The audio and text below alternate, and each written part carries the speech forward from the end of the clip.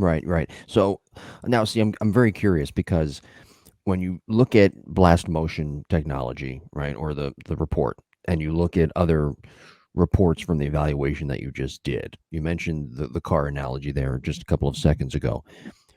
How do you go about when you look at that report? How do you then go about putting together a practice plan and putting together just an overall training plan to get the most out of that player? Sure. So I think those types of things are just a piece of the evaluation. I certainly don't Mhm. just look at blast metrics and then create a program. I feel a little blind doing that. If anything, it's going to be a combination, right? So you have your initial evaluation to really get your baseline. And Mhm. then I think your first 3 to 5 sessions are still, you're still evaluating that hitter. You're trying to figure out how they learn. You're trying to figure out how they adapt.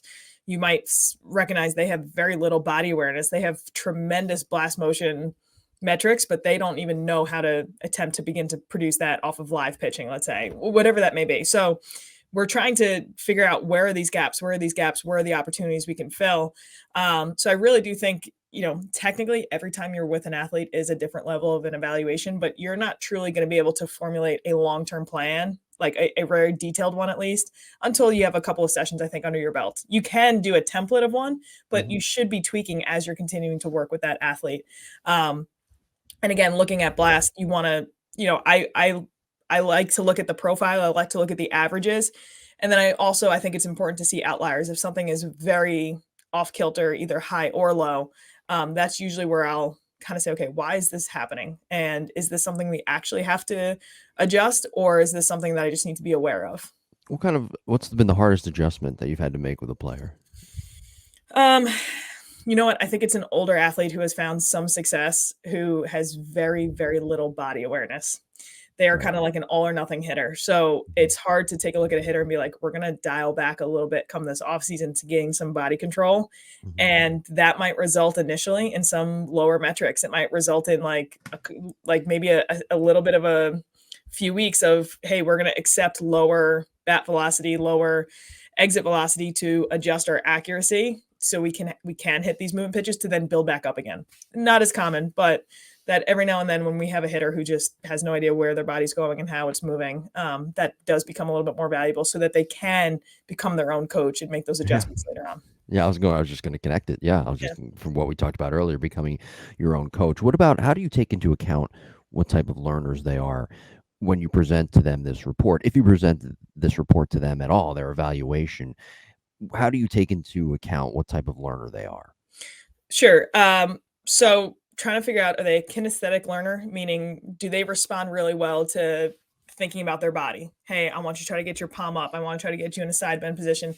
Some hitters respond extremely well to that. And if I'm being honest, it's typically athletes who are playing multiple sports, athletes who are in the weight room at some capacity that respond extremely well to that. Okay, I know Mhm. what my body's doing in space.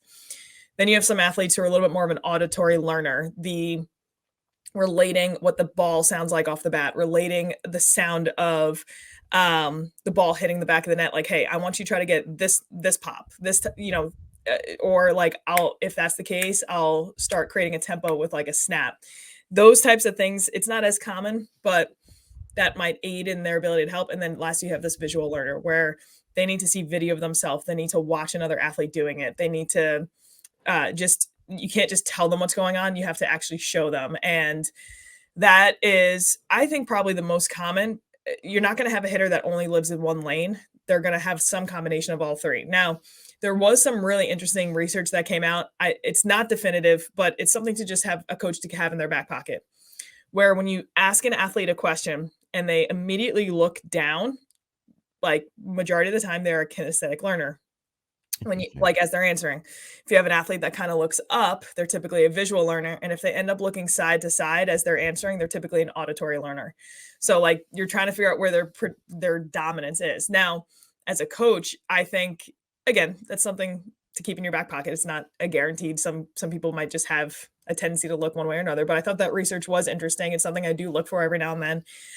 But I also think that's made me a better coach because now I'm forced to adapt. So when I want to attack, let's say, for instance, having a hitter try to create more separation, letting their hips go first, keeping their upper body back, I may need 2, or I probably need at least 3 different ways to showcase that to an athlete based on what type of learner they are.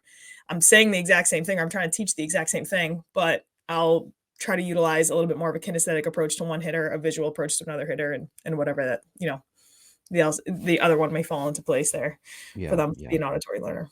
Yeah, I was gonna ask, what about somebody who learns based off feel? Mm. So I'll try to get them in front of a mirror, Mhm. and as they're looking at themselves, I'm guiding their body into those positions, or I'll have them close their eyes and have them try to replicate that. The other thing, I'll maybe put a water bag in their hand. So, if you've ever seen it, it's like a probably like 2 or 3 pounds, but the water oscillates, and what it does is it creates like, okay, it's not just a stable thing that I'm holding, it creates a little bit of movement, it forces your body to stabilize a little bit more at different positions. So now they really have an awareness of where your hands are in the load. As you're going to contact, they really have an awareness of where things are out at contact. It's almost like pretending you're at contact and pretend someone's moving the bat back and forth, and you're having to just stabilize to just Yeah. feel that position.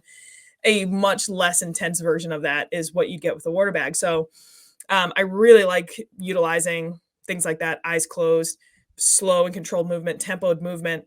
But then also too, like something like a medicine ball throw.